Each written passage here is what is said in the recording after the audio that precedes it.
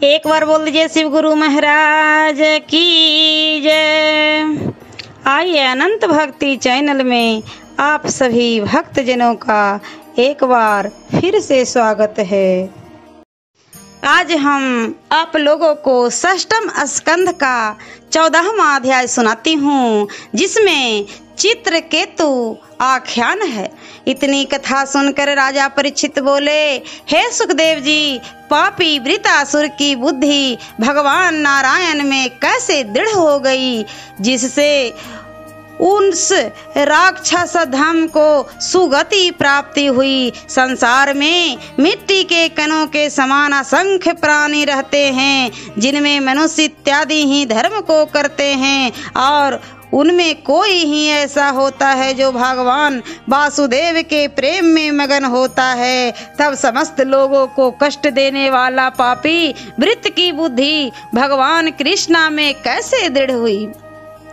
मुझे वृत्त की भक्ति में बड़ा संदेह है, कृपया आप मेरी इस शंका को दूर कीजिए। सूत जी कहते हैं कि राजा परीक्षित के ऐसे वचनों को सुनकर भगवान सुखदेव जी ने उसकी बड़ी प्रशंसा की और कहा, हे राजन, इस इतिहास को जैसा मैंने व्यास, नारद और देवता ऋषि के मुख से सुना है वैसा कहता हूँ, तुम सावधान होकर सुनो। सूरसेन देश में एक चित्रकेतु नाम का सार्वभौम राजा था, जिसके गुणों से प्रसन्न होकर पृथ्वी उसके सब मनोरथों को पूर्ण करती थी। उसके 1 करोड़ स्त्रियां थी, किंतु उनसे राजा कोई संतान न प्राप्त कर सका। इससे उसका चित्त सदैव उदास रहता था। एक समय लोकों का भ्रमण करते हुए महर्षि अंगिरा संयोग बस उसके मंदिर में आ पहुँचे। राजा ने विधि पूर्वक उनका पूजन और अतिथि सत्कार किया। जब वे सुख पूर्वक बैठ गए और राजा भी सावधान होकर उनके निकट बैठे, तब महर्षि ने राजा चित्रकेतु को विनय पूर्वक बहुत नम्र हुआ पृथ्वी पर समीप ही बैठा हुआ देख उसका सर्वोत्तम भावेन कुशल समाचार पूछा और कहा कि तुम इतने उदास क्यों हो। राजा ने कहा, महाराज, आपसे क्या छिपा है, परंतु जब आप पूछते ही हैं तब मैं अपनी चिंता को कहता हूँ। भगवन, मैं संतान रहित रहने के कारण अपने पूर्वजों सहित नरकगामी होने जा रहा हूँ, अतः किसी उपाय से आप मुझे संतान लाभ कराइए, जिससे उस दुरुस्त नरक से पार हो जाऊं। जब राजा चित्रकेतु ने ऋषि से इस प्रकार प्रार्थना की, तब भगवान अंगिरा ने त्वष्टा के योग चरु बनाकर राजा को पुत्र पाने के लिए एक यज्ञ किया।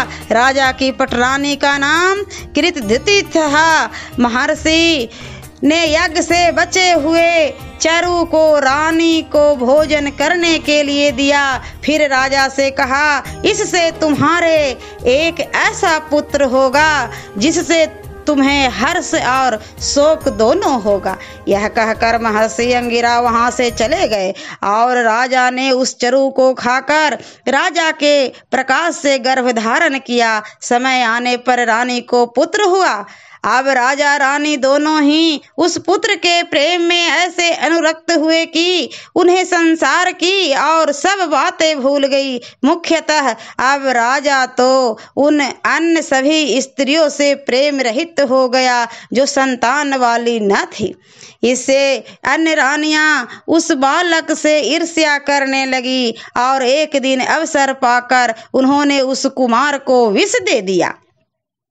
रानी कृतधृति को अपनी सौतों के इस घोर पाप कर्म का पता तक न चला, परंतु जब बहुत देर तक भी बालक सोकर न उठा, तब उसे मृतक जान लोग रोने चिल्लाने लगे। उसके माता पिता रोते हुए मूर्छित हो पृथ्वी पर गिर पड़े। जब चेत हुआ तब शोकातुर हो अनेक प्रलाप करते हुए विधाता को दोष देने लगे। श्री सुखदेव जी कहते हैं, जब इस प्रकार वहां शोक का साम्राज्य छाया हुआ था और अपने मरे हुए पुत्र को देखकर रानी रो रही थी और राजा चित्रकेतु भी बड़े जोर जोर से रो रहा था और वहां स्थित सभी स्त्री पुरुष मोह से व्याप्त और चेतना शून्य हो रहे थे कि इस समाचार को जानकर त्रिकालदर्शी महर्षि अंगिरा नारद जी के साथ लेकर वहां आ गए।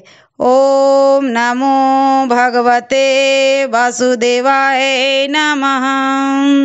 और षष्ठम स्कंध का 15वां अध्याय मैं अगले वीडियो में सुनाती हूँ।